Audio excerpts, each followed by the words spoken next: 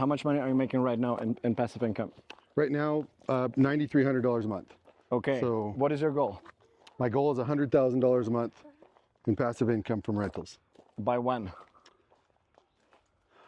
5 years time. Okay. So today is April 21st. So we are talking about April 21st, 24. So we're talking about 29. April 21st, 2029. Yeah. We could also make it 2030, so it's aligned with my goal. What do you think about that? Yeah, you want me to take longer? I mean, it's 6 months longer. Like, up to you. Yes, let's do that. Let's do by the beginning of 2030. Okay, mine is end of 2030, but it's fine. But, but it doesn't matter. But we can just say 2030. You know what I mean? Okay. But at least that way we have aligned goals, and because yeah, cool. All right. When you committed to this goal, was it hard for you to do so? I don't think it was hard for me to commit to it in my own head. It was hard for me to commit to it out loud and to tell other people, because once you do that, then everybody knows if you don't get to it that you failed.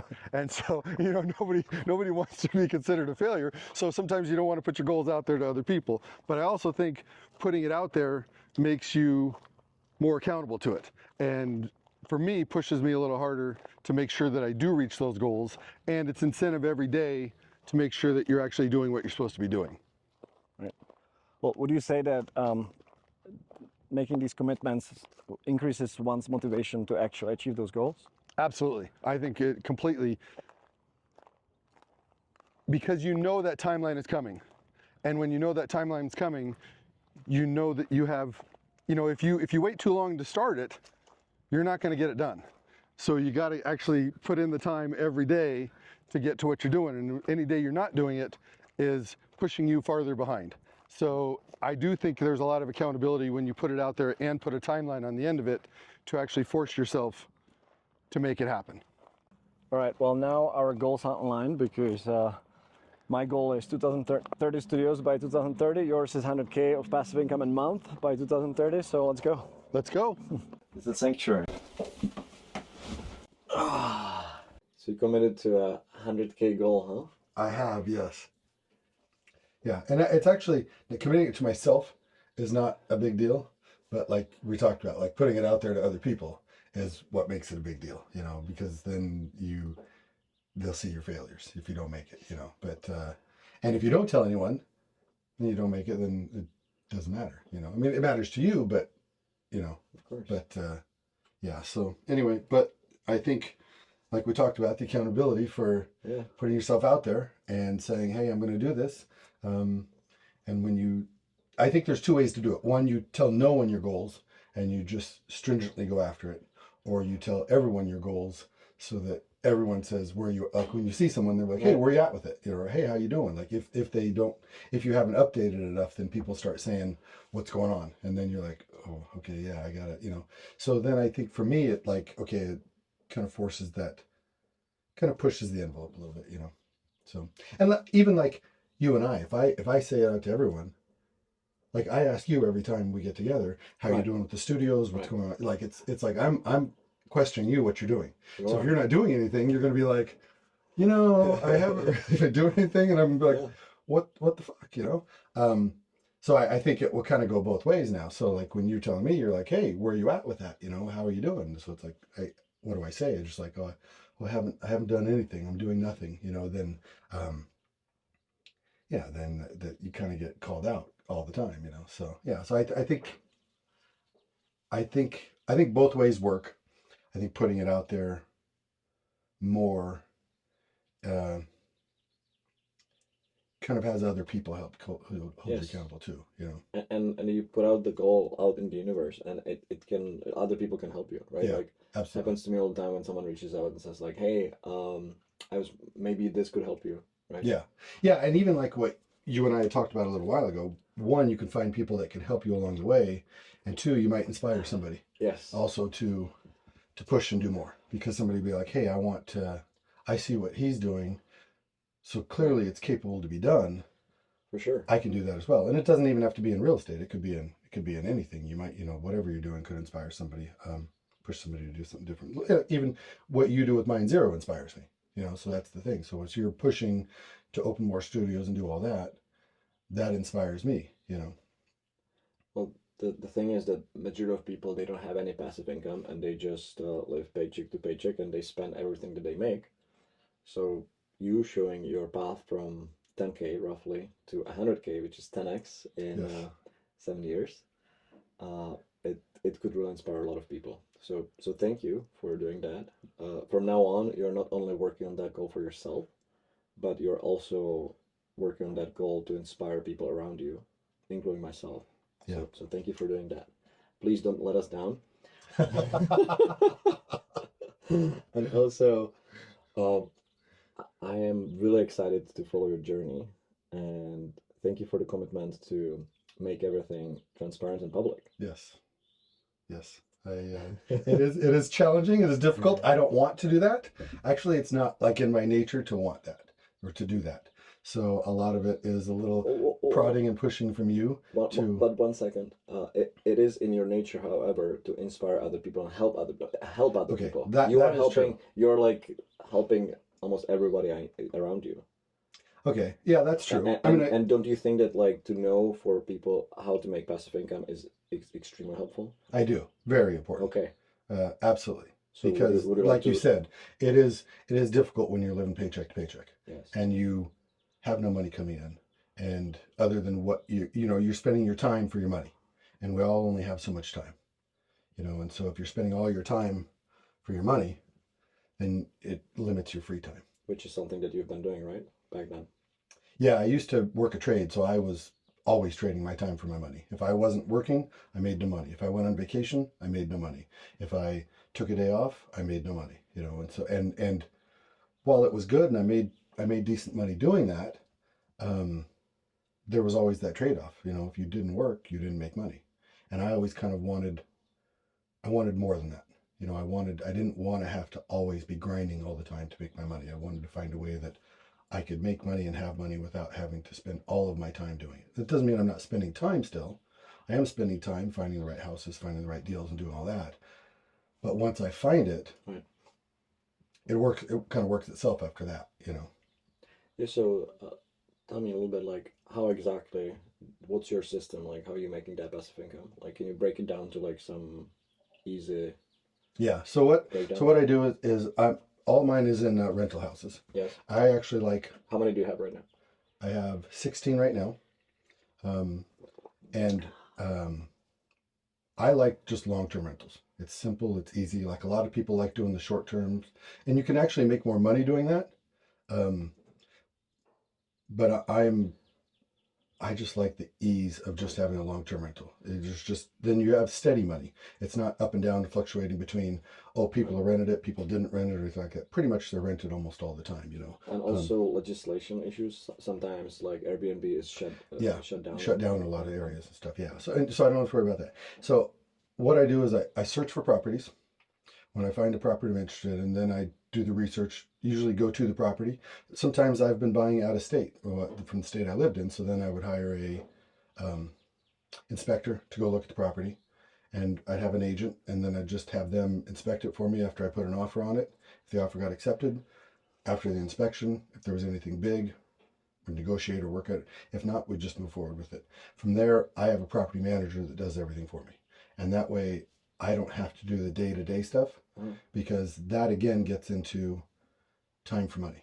You know, and there's so much time getting tenants in, collecting rent, if anything goes wrong with the property. And the property managers usually have tons of trades who work at a pretty decent rate because they want all the work that the property manager has because they have so many houses. So it just makes sense for me to have them do the majority of the work instead of me, especially if it's out of town. You don't really have a choice. You have to have them do it. Or someone else do it, so you're not doing it yourself. Okay. Which is actually better, because once you start doing it yourself, you kind of get back into spending all your time for money again, you know. Yeah. So and then the property manager rents it, they take a little portion of the rent, and that's it. You know? There's your passive income. Yeah, exactly. Now you still have taxes, you still have insurance on the property. So it all depends. Like, you never make you never make money when you sell a house. You make money when you buy the house. Okay.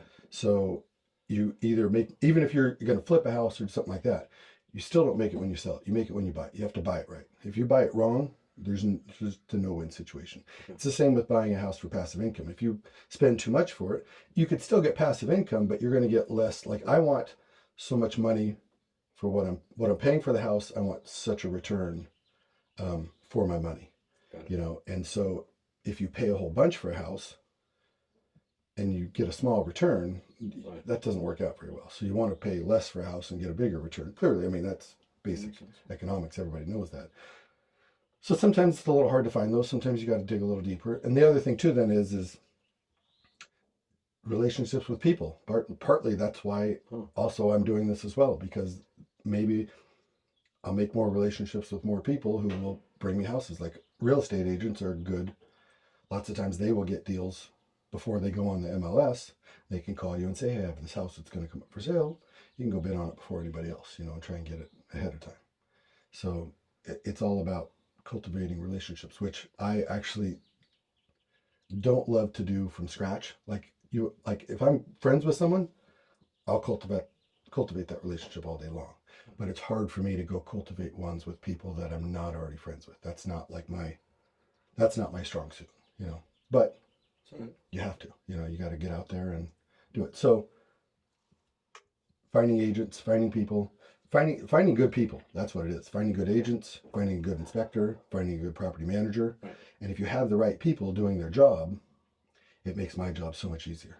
Because once I find a property and I hand it off to them, it's just taken care of then. You know, they'll call me and say, hey, this goes. And you always have the tenant will move out. Maybe the place won't be as good a shape as what it was before. You have to go in and spend a little money. There's always that give and take. You know, you're not always just like, hey, everything's just rosy and making money all the time. You know, there is some downfalls to it. And if you can limit that, and a good property manager will limit a lot of that as well by getting better people into your places and stuff like that. So, so again, it's down to people, you know, getting the right people. Well, congrats. And quite honestly, I look at you being very wealthy because I used to look at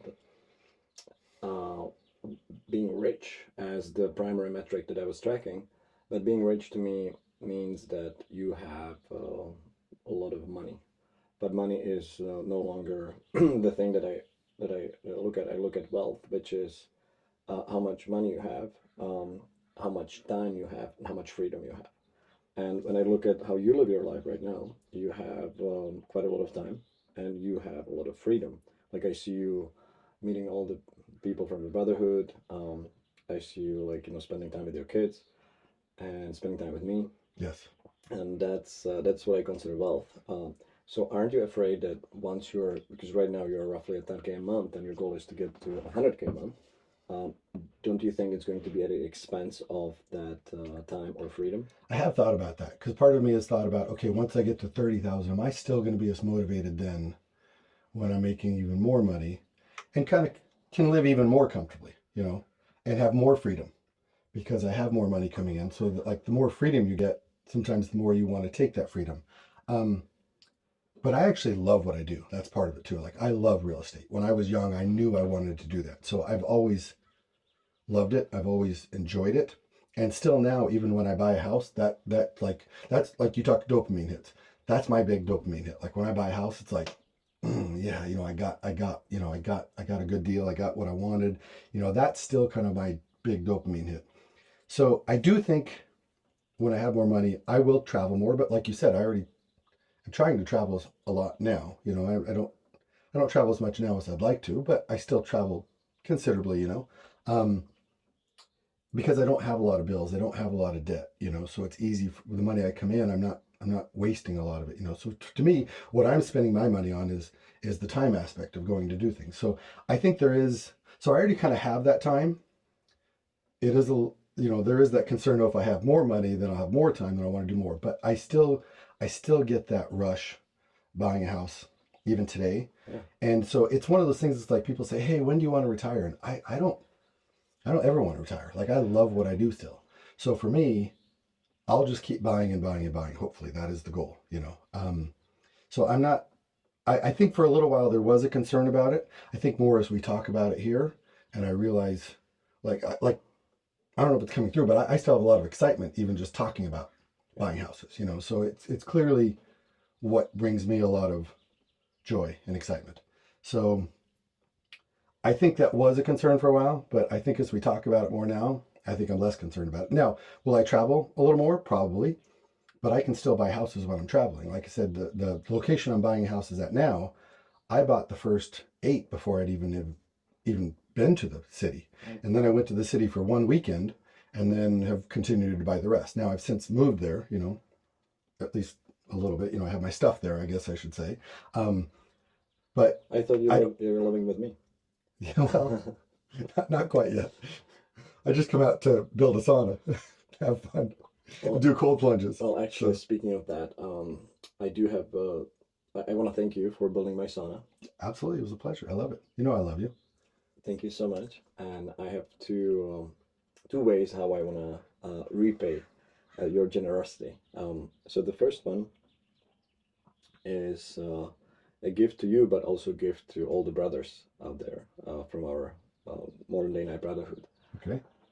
I'm going to reach out to all of them. How many do you think that there are? I think there's close to 200 now. Okay. So I'm going to reach out to all of them, and I'm going to ask them if they would be interested in following your journey from 10K to 100K. Oh. So that way, I'm not only providing you, a service to you, but also to them, because quite honestly, this is extremely exciting to see how one is going to build their passive income from 10K to 100K, because 100K a month, that's over $1 million a year, which is a lot of money. That's Correct. A significant amount of money. So I'm going to see how many of those brothers are going to reply and say that they are interested. And if they are, then I'll help you set up a newsletter from the videos that you'll be making. And that way you already have a base of subscribers. Wonderful. So that's my first thank you for building my sauna. Your first thank you is to put more pressure on me. To ramp it up a little. To help me. To help you with to add more motivation for you, because from now on you're not only doing this for yourself, you're doing this mostly for the people around you. I'm sure that the way I know you, you're going to be much more interested in inspiring people around you and helping them to build passive income by you leading and showing how it's done. Yeah. So there is my guess is that there's going to be at least 50 to 100 that are going to subscribe to your newsletter. Okay. So all right.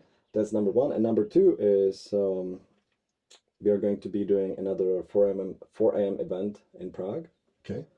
It's going to be June 8th. And I would love to have you as one of my guests there, and also help people with habits. With if I can do habits, clearly I've got that one down. So if you just have me do habits again, I've got that one down. Because the first one was perfect. Yeah, so. Pretty close. So I would love to get you a ticket to Prague as another way of me thanking you for the sauna, because I offered to pay your trip here, but I declined. You yes. declined. So, yes. But I honestly, when I was doing it, I didn't expect how much time it's gonna take to build this thing.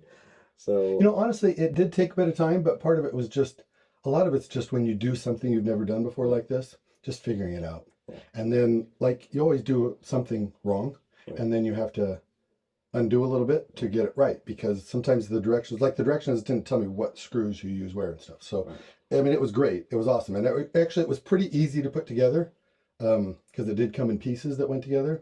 But yeah, it's just, it's the like, if we had to do it again, I think we could blast it out really quick. But to do that first one was a bit of a challenge. So. All right. So June 8th. Okay. We'll see you in Prague then. That sounds amazing. I love it. I'm pretty sure I have that time open. And we'll talk about how to set goals, ambitious goals. Okay. And you'll be my guest, and you will provide an update where you are and how things are going. So that sounds amazing. I can't wait. Yes. All right. I got to get home and get to work. All right. Let's do it.